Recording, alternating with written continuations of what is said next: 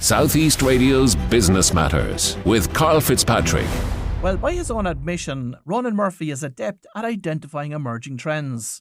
His company, SmartTech, which is now listed on the London Stock Exchange, was at the forefront of cybersecurity prevention long before it became an everyday business problem. A spin-out business from SmartTech, data security firm Get Visibility, has been recently acquired by a US multinational. Ronan, who is now the Chief Strategy Officer for this multinational, joins us now to share the secrets to his success. Ronan, I'd like to start the interview by talking about SmartTech and how you initially identified an opportunity for such a cybersecurity company at that time. Good morning, Karl. Pleasure to be here. I'm always a guy who's pretty good at seeing trends prior to them taking hold. And back in about 2010, Karl, I felt that cybersecurity was becoming a bigger problem, and I'm not sure if to all of your listeners it feels like everyone is always aware now of cybersecurity, but 15 years ago cybersecurity was not as big as anywhere remotely as big as it is now. So I decided in 2009, 2010 to start up a cybersecurity company. And I basically went door to door knocking on enterprises saying, hey, would you guys be interested in, cybersecurity? And people were looking at me saying, what the hell is that? And there was literally tumbleweed blowing around. And I remember at the time I was on the verge of packing it up. I really was struggling. The company was losing a lot of money. And suddenly there was a huge cyber attack on the large retailer in North America, Target, and they got hacked through their HVAC system, and all of their payment information was stolen. And I was I was days away from shutting down the company, and suddenly the phone started ringing from companies in Ireland and the UK saying, hey, you knocked on our door a few weeks ago and you were, touting your wares of cybersecurity. We'd like to talk to you. So that was kind of the beginning of it. So how do you go about identifying opportunities? What's your process? I think a lot of it is kind of your gut feeling. If you're watching trends and you're reading about technology and and naturally you'll form an opinion of where you believe the world is going, or what's going to happen, or what direction technology is taking. When SmartTech was founded, I just had a belief that cybersecurity, maybe it was even watching too much Star Trek as a kid, I don't know. But I had a belief that this was going to become a more prevalent problem. It took a bit longer than I'd anticipated, I'll be honest. Cybersecurity, it's a tough industry. It's a high stakes poker industry. A lot of people look and they say, it's so cool and it's exciting. I find cyber is it's an industry where you could find yourself suffering from post-traumatic stress if you weren't careful, because the amount of horror stories you have to deal with in terms of individuals, businesses, government agencies when they fall victim to a cyber attack is quite horrific. And we saw that in Ireland. We had a front row seat during COVID when all of the hospitals were hit, and the implications of people not being able to have cancer treatment or dialysis or check their health records. The consequences of a cyber attack are incredibly damaging. I don't think there's anything I haven't seen over the last 15 years in this industry, but it's definitely it's a tough industry to work in. And do you believe that SMEs in Ireland, generally speaking, take their threat of cybersecurity seriously enough? Well, the statistics would indicate probably not. The statistics, not just from an Irish perspective, but from a European perspective, would indicate that small to medium companies are regularly exploited by hackers. And it's understandable as to why they are exploited, because the ability of the bad guys has become extremely sophisticated, and they don't necessarily target individual small to medium enterprises. It's more a scattergun approach, right? In many cases, when when small to medium companies get targeted, the guys targeting them don't even know where they are. They don't know what part of the world they're in, or they don't know what industry they operate in. So, the statistics would indicate that, SMEs are not really up to speed in terms of where they should be in cybersecurity hygiene. I think they're getting better, but it is always evolving. It's always changing. And I think what people look for is kind of, a silver bullet that they put in once and kind of fixes everything. Unfortunately, that's not the nature of cybersecurity. A particular highlight in the smart tech growth journey must have been its listing on the London Stock Exchange in 2022.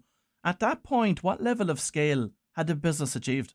Yeah, I mean, we were doing over 10 million euros annual revenue for the as an organization, which is great for a small Irish company. And I mean, that allowed us. That was kind of the threshold you want to get to when you're going for public listing. And yeah, been a very exciting journey for us. And from a growth perspective, how did the listing in the London stock market actually benefit SmartTech? I guess what it does do is it's helpful in terms of your positioning when you're pitching for new business with large enterprises. Obviously, if you're a listed company, you go through a huge amount of due diligence and audit and so forth. So you have a very high threshold in terms of compliance and governance and so forth. So there is pros to it. I would say, although right now the stock markets are probably not in a great place. And had you considered a US stock market listing at the time as opposed to going with the UK, because potentially that would have been an awful lot more valuable to you? Yeah, that's a fair point. You probably, I mean, the one of the key considerations for us at the time was the costs associated with the type of listing in both sides of the pond, and you'd have been looking at a very much more significant investment for the US. Therefore, we chose to go the UK route. What sparked the idea for Get Visibility? Yeah, look, as I mentioned, I kind of have a keen eye for trends as prior to them becoming kind of mainstream. And before AI had become as, let's say, mainstream as it is now, back in about 2019, um, a lot of the capabilities to enable AI were starting to come on stream, but there was no such thing as ChatGPT or anything like that. I found it fascinating. I thought there was an opportunity there to start solving some complex problems, specifically for organizations who are trying to protect data. And I was very familiar that when organizations fell victim to cyber attacks, the big problem with a cyber attack is the bad guys always go after your data. It might be your patient data, it might be your intellectual property, it might be your financial data. And data is a complex problem to solve because whether you're a small to medium-sized enterprise or you're a large multinational or a government agency, your data to you is the most important part of your business. It might be your payroll. It's this really important information, the lifeblood of your organization. And organizations were typically struggling to kind of make sure that all of the data was in the right place and the right people had access to it, and that the most important data was properly secured. And I started asking the question, could we build an AI system before AI had become mainstream like it is now? Could we build an AI system that could identify vast quantities of data across organizations, contextualize that data, meaning understanding, is this data a pay slip? Is this data someone's health record? Is this data some financial information? And then based on the contents of the document, apply specific controls to that document to protect it or take whatever action the organization would deem appropriate. And that's how we built Get Visibility. It does what it says on the tin. It gives you visibility of your data. And that was a hugely, hugely successful endeavor for us, I would say. Recently, it was announced that Forcepoint, a Texas-based company, had acquired Get Visibility. How did Get Visibility come on the radar for Forcepoint first day? Yeah, that's a really interesting one. And what happened was when we started building the software, we spun it out into a standalone company, and we were then trying to figure out how we would find customers. And we decided that one of our effective routes to market would be by identifying large companies who might be interested in licensing our software. So I reached out to Forcepoint. I asked them if they were interested in evaluating the technology, which they did. They liked it, and then they started licensing the software from us. So they were one of our customers. They started building up enough critical mass and usage of the software that it made sense for them to eventually look at an acquisition, which was completed in the last 2 weeks. You are a member of the state's AI Advisory Council, and going back to where we started speaking about seeing trends, where do you think the opportunities are for Irish entrepreneurs when it comes to setting up companies that are AI related? Yeah, look, I think AI is super exciting, and the great thing about the way the access to technology is now gone is that there is no industry, there is no technology, there is nobody out there that can't be disrupted. So having the ability to access all of the very sophisticated tooling that is now out there, all you need to do is have a good idea. You need to have a good business plan.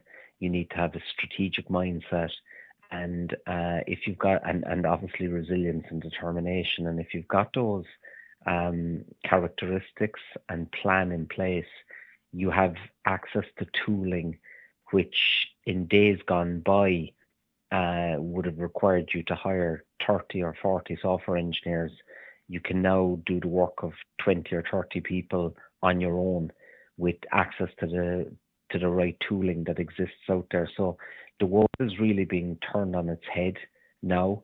The incumbents are really looking over their shoulder and terrified of this new wave of innovation that's coming. The great thing about the access to the tooling that's out there now is that anyone can literally disrupt any industry. Well, if you've just tuned in, that was Ronan Murphy from Forcepoint, and it was interesting to hear how he created 2 majorly successful businesses. Southeast Radio's Business Matters with Karl Fitzpatrick.